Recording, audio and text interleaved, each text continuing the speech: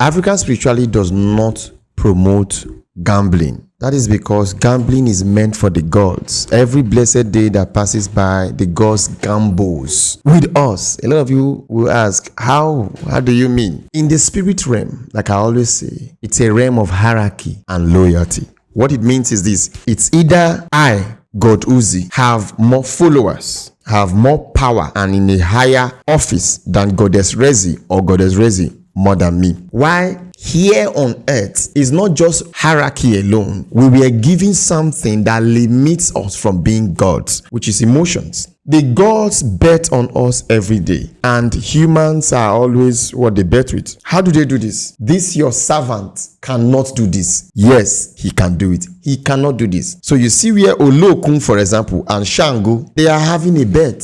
Vincent will never eat catfish. And Shango said, Vincent will eat catfish. Now, if Vincent eats catfish, allow me to kill him when he gets to 30 years. Allow me to make him suffer for the next 15 years. And Olokun will trust. Say, no problem, go ahead. Shango is going to do everything possible to make sure that he wins that bet with what? With Olokun. And that is why when you have spiritual insight, when you understand the African spirituality, you will not become a pawn in the hands of the gods.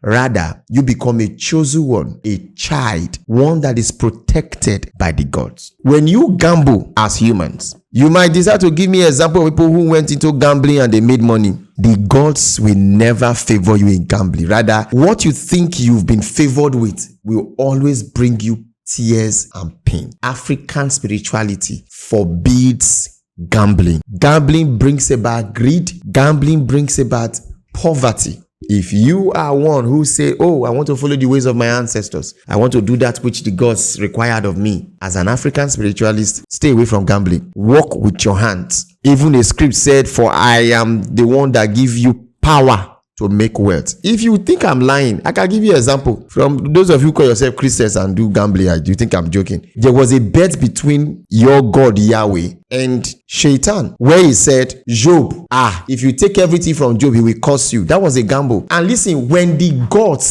gambles, nothing happened to them. They go about their business. You suffers. Don't put yourself in a position whereby you become a pawn in the chess game or the gambling game of the gods. Let me say this. All of now, when they say that they do African spirituality, including me, my wife and family, I have taught them the secret of the favor of the gods. The gods don't love you. They don't love you that much.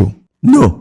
The gods only protect and provide for the loyal, for the one that worship. Because what makes them powerful is the number of worshippers they have. And that's the major reason why Olokun, or the sea, is one of the most powerful deity you can find here in West Africa. Followed by Amadioha, then Shango, then Yemoya. Some of you don't understand how these deities work. You don't know the mode of operation of gods, deities, demons, and spirits. You don't. Stay away from gambling. Gambling will never help you. May the ancient waters and the ancient spirit protect you. May they provide for you. May they shield you from the eyes of the envious, both humans, animals, and spirits. I share. Don't cut.